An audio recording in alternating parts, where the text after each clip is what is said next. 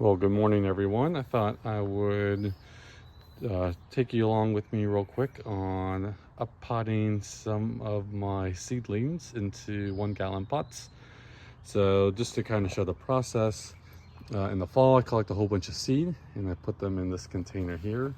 And this container is just has a whole bunch of holes in the bottom for a lot of easy drainage. And this is just straight pine bark. If you're out west, pine bark is hard to find, but fir bark's easy to find.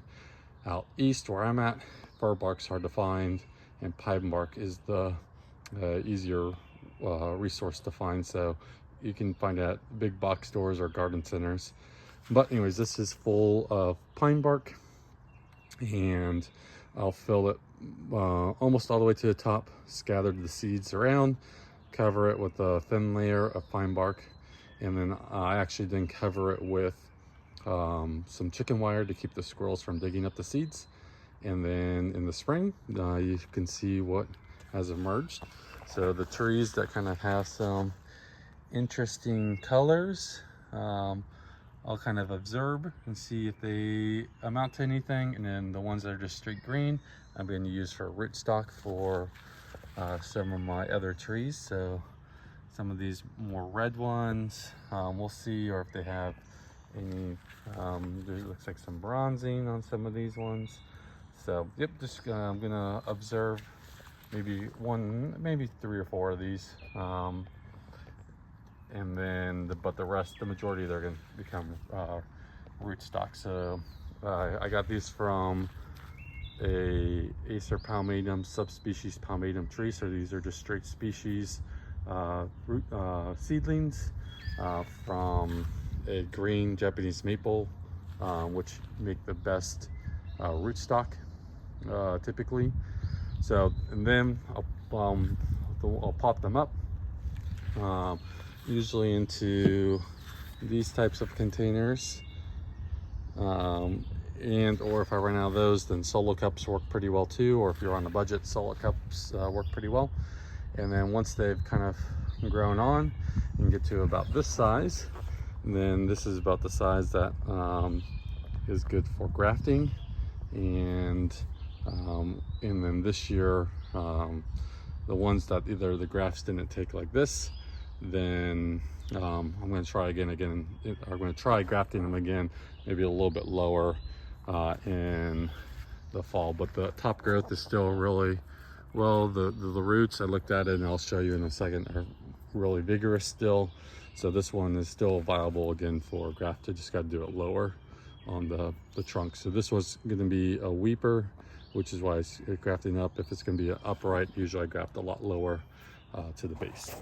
But weepers, I usually go up about 18 inches or so, just to give it a little bit of room. So up potting, for those interested, I use about 50% pine bark and 50% potting mix. I personally use a spoma. I've had really good luck with that. It has really good stuff in it, perlite and other nutrients. So as long as you use a good potting mix, that's the main thing. And then I mix it with pine bark just to add a little bit more drainage. So nothing really scientific. Basically, I get another pot and I put a handful of potting mix.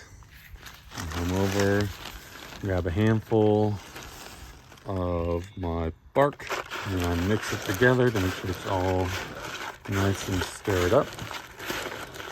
And then I know that 1 gallons usually take about 2 to 3 handfuls of each. So that way I have everything ready to go. So I'll get, and then so here's a good example, like that big piece there. I'll just take that out. But for the most part, you just want that more fine stuff mixed up. And then I'll put a little bit into the bottom.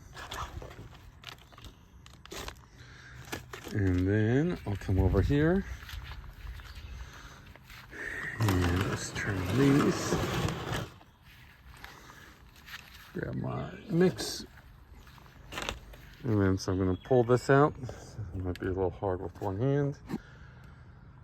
Bear with me real quick. Sorry about the camera.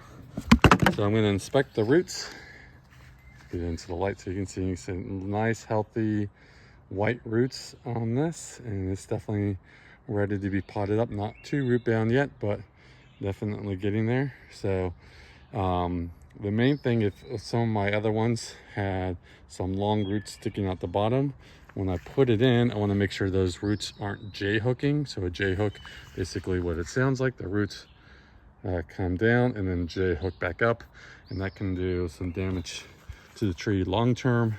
So just make sure that there's no J-hooking roots, which this one should be fine. And then I kind of make sure that the tree is below the rim, so that way when I water, so here's a good example, it's in and it's below the rim, so that way when I water, the water stays in the pot and doesn't overflow. And for this one, it looks pretty good, so I might add a little bit more into the bottom just to give it a little bit more space, or give it a little bit more soil. So the main thing too that I'm going to do as I'm adding soil is I'm going to make sure that I don't go past where it's already at. So as I'm filling this up,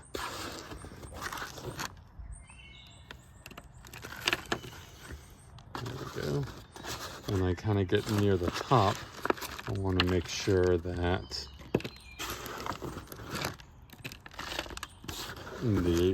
I don't go over where the soil currently is. So that's really important. So I can see there's some soil that kind of built up around the base. So I usually don't pack down too hard. The best way that I found to make sure that the soil's compact but not like overly compact is you just kind of tap it on the table or whatever you're going to ground, whatever, just tap it and it kind of settles everything down. So it's no big air pockets, but also you're not over compacting it, so that way the roots have room to grow in. And there we go, and that looks pretty good. So like I said, the next thing is I just make sure that it's not past where it was, and then I'll grab my hose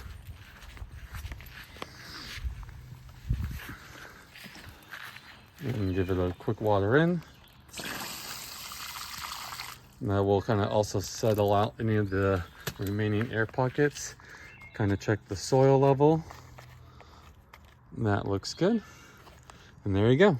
So I kind of hope you enjoyed the process of me up potting one of my trees. And this is kind of the same process, whether it's going from a 1 to a 2, 2 to a 3, a liner to a 1 gallon, as we just saw. That's my process. It's worked well for me over the last 6-7 years. So why fix what's not broken? I know other people have different formulated mixes of perlite and bark and compost or different things like that, and that's fine. I do experiment from time to time with different formulas of things, but this is simple and easy, and I find the simpler things are, the more likely they're to get done. And as long as it's working, keep it simple. So, yep, I hope you enjoyed this video of me up potting one of my Japanese maples, and I'll see you in the next one.